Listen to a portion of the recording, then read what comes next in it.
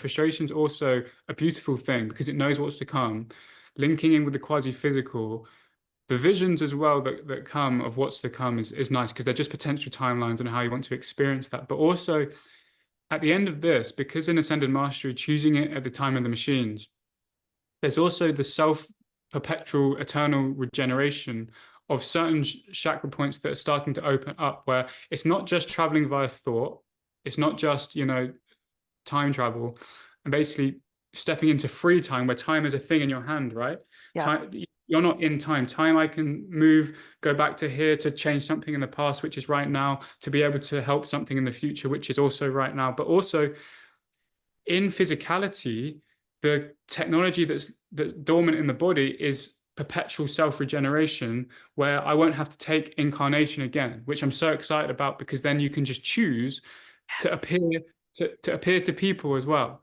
And this is going to sound really strange. Maybe not much of this needs to be made public, but appearing to certain people of monumental figure, let's say not the president of the United States, but in the same way that I've seen it happen before, is to be able to have this kind of impact because now we're in Yeah. the humanity, the free will is not being overridden as an ET. So now being able to appear to people is an ascended mastery, not to have influence, but also, it sounds weird as well, to be able to direct channeling to certain people's in power to not sway them, but to shine a potentialities for decisions they can make, which prefer the timeline that is chosen.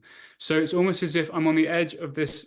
It feels like ascended mastery where I can do so much better from a different point of view, but it's not the same. It's tried that before, and the non-physical. It's almost as like you don't have much weight, because if you're Yes. in physicality, you're like you have a weight Yep. to you, right? Yep. So this is like a potentiality which has come a potential that's shined on. Imagine if you had the weight of biology with the ability to to walk between the worlds. That's Yes. what's coming up. Exactly what it is about right now. That's exactly where you're going. And the next time you share it, the hope and the goal is that you will not say this is going to sound kind of strange before you say it. That you're just going to be like, I feel, and then you'll share it. Yeah. So that you're no longer worrying. Do you feel that, right? Yeah. You're ready, Matt. You have all the wisdom. You have it. It's right there. Go be it. Go be it. Don't feel shame. Don't worry about what other people feel because those who are ready want to have these conversations because it feels so awesome and it lights us up and it keeps us going, right? It keeps us energized. And, you know, this today with you, it fills me and makes me go, yep. Yep. Yeah.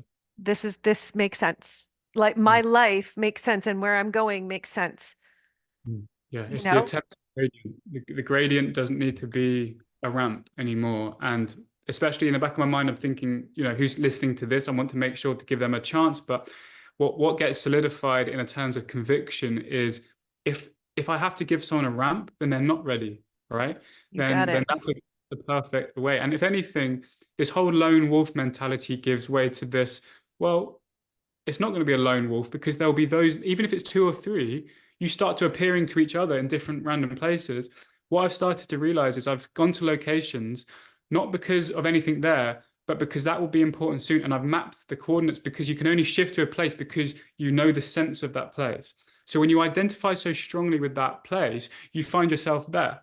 Yep. So what's happened in the Andes, because as the you must know about this as well, as the masculine thinks to the feminine on the planetary sphere, from to the antipode to Tibet is right at the location right that I was at.